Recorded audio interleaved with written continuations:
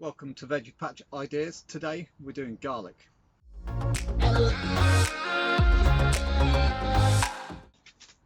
Now the one that's going in the ground is called Pink Germador. This is the one.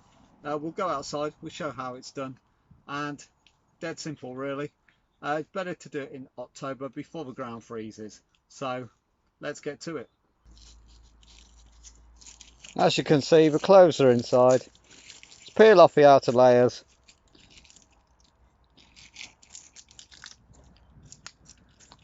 And these are what will go in the ground.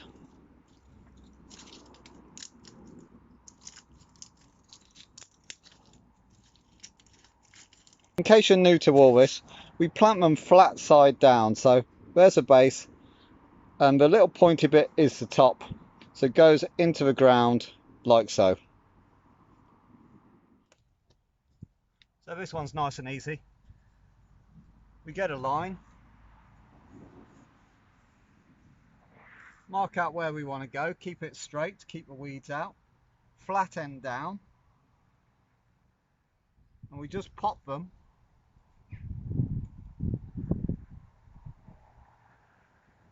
just below the surface. Okay, give them breathing room. It's about 15 centimeters.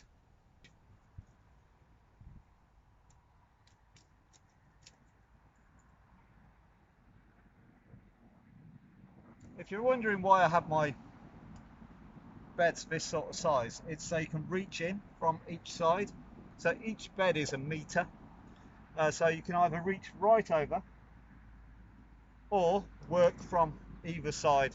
It just makes it a lot easier. Top tip, that one's for free. Right, so that's the first row in. So cover these up. And we'll put a stick to mark where they are.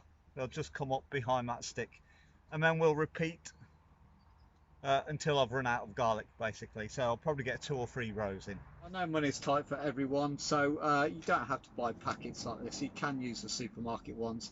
If you have leftover, pop it in the ground, see what happens. Yeah, it may be diseased or it may be from a warmer climate and might not work, but what do you have to lose? Put it in the ground. I've had loads of success with supermarket ones.